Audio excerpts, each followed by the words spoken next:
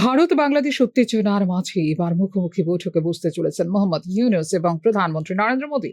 বাংলাদেশের প্রধান উপদেষ্টা মোহাম্মদ ইউনূস ও ভারতের প্রধানমন্ত্রী নরেন্দ্র মোদীর বহুল প্রতীক্ষিত বৈঠক অনুষ্ঠিত হবে শুক্রবার অর্থাৎ ৪ এপ্রিল। এটি হবে দুই দেশের মধ্যে উচ্চ পর্যায়ে প্রথম আনুষ্ঠানিক বৈঠক, যা বিশেষ তাৎপর্যপূর্ণ বলে মনে করছেন রাজনৈতিক বিশ্লেষক মহল। গত জুলাইয়ের প্রাক্তন প্রধানমন্ত্রী শেখ হাসিনার ক্ষমতাচ্যুতি ও অন্তর্বর্তীকালীন সরকারের দায়িত্ব গ্রহণের পর ভারত ও বাংলাদেশের কিছুটা শিথিল হয়ে পড়ে সম্পর্ক।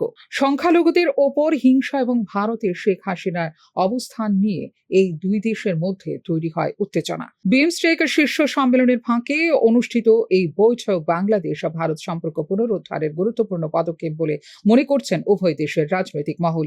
মোদী ও ইউনূসের আনুষ্ঠানিক বৈঠক অনুষ্ঠিত হবে শুক্রবার দুপুরে।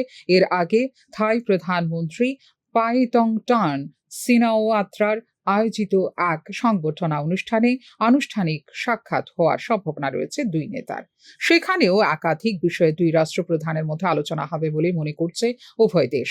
আমি বিমস্টেক নেতাদের সঙ্গে বৈঠকের জন্য অধীর আগ্রহ অপেক্ষা করছি এবং আমাদের সম্পর্ক আরো জোরদার করতে চাই বলে মন্তব্য করেছেন প্রধানমন্ত্রী নরেন্দ্র মোদী। যদিও তিনি নির্দিষ্ট কোনো নেতার নাম উল্লেখ করেননি, তবে ধারণা করা হচ্ছে বাংলাদেশ, নেপাল ও মায়ানমারের নেতাদের সঙ্গেও আলোচনা করতে পারেন প্রধানমন্ত্রী নরেন্দ্র মোদী। বিশেষজ্ঞদের মতে ঢাকা ও দিল্লির মধ্যে পারস্পরিক বোঝাপড়া তৈরি হলে সহজ হবে আঞ্চলিক স্থিতিশীলতা বজায় রাখা। এই বৈঠক দুদেশের কূটনৈতিক সম্পর্কে কোন পথে নিয়ে যায় তা নিয়ে চলছে জোর জল্পনা।